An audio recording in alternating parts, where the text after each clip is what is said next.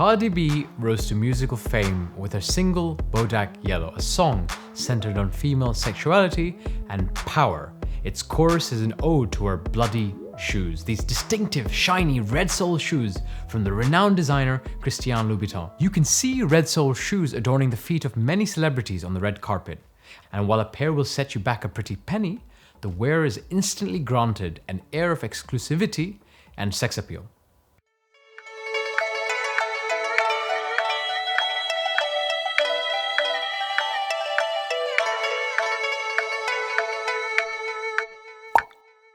Red sole shoes as a symbol of status didn't begin with Louboutin's brand. They actually began in the 1600s when King Louis XIV debuted his own feet in a pair of red heels.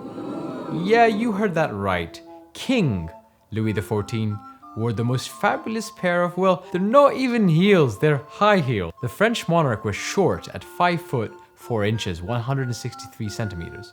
So Louis added 4 inches, that's 10 centimeters, to his own height with these monster heels. The craze of these red-soled high heels was so popular, he even made a law saying these heels could only be worn by noblemen at court, and none of their heels could be higher than his. Talk about a diva. And talking about noble men, the history of heels actually probably starts with men, specifically Persian men. The first high heels were probably created to help Persian horse riders stay put in their riding stirrups. And if people saw you were wearing these heels, it meant you rode or owned horses, and so were probably a nobleman or an elite horse riding warrior. In the late 1500s, when the Persian Shah or king, Abbas I, needed help from Europe to beat his nemesis, the Ottoman Empire, he sent a delegation across Western Europe, a delegation that would have worn high heels. Heels continued to be exclusively worn by men until a second fashion trend started around 1630, where women started adopting masculine trends. For example, they would smoke pipes, cut their hair short, wear hats, and of course, adopted the very masculine trend of high heels. As fashions changed, men were encouraged to choose practical footwear, while women's fashion still favored the masculine high heel shoe.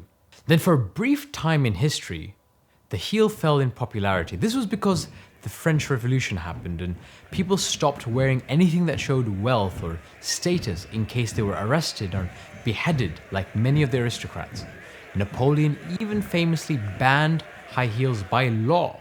But advancements in movies and films in the 1950s brought high heels back into popularity, this time on the feet of pin-up girls and icons like Marilyn Monroe.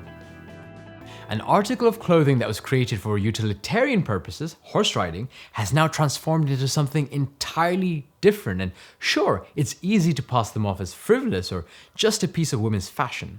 But women wear them for many reasons. For the appearance of longer legs to feel more confident, or as an accessory to complement the perfect outfit. But high heel aficionados might want to listen to science. Studies suggest wearing high heels too often can negatively impact your health.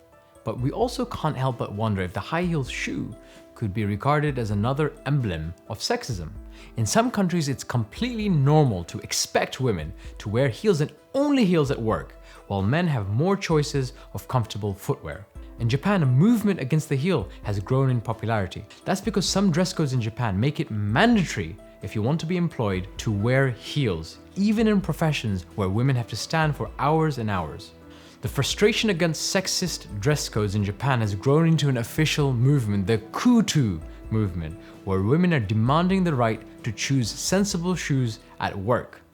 少しでも社会の空気を変えていって、女性が男性と同じような革靴、フラットの革靴を履いていてもマナー違反ではないという風潮になっていったらいいなと思っております。Though the Kutu movement has been met by resistance, the tide is turning, with many Japanese businesses adjusting their dress codes to allow for flat shoes.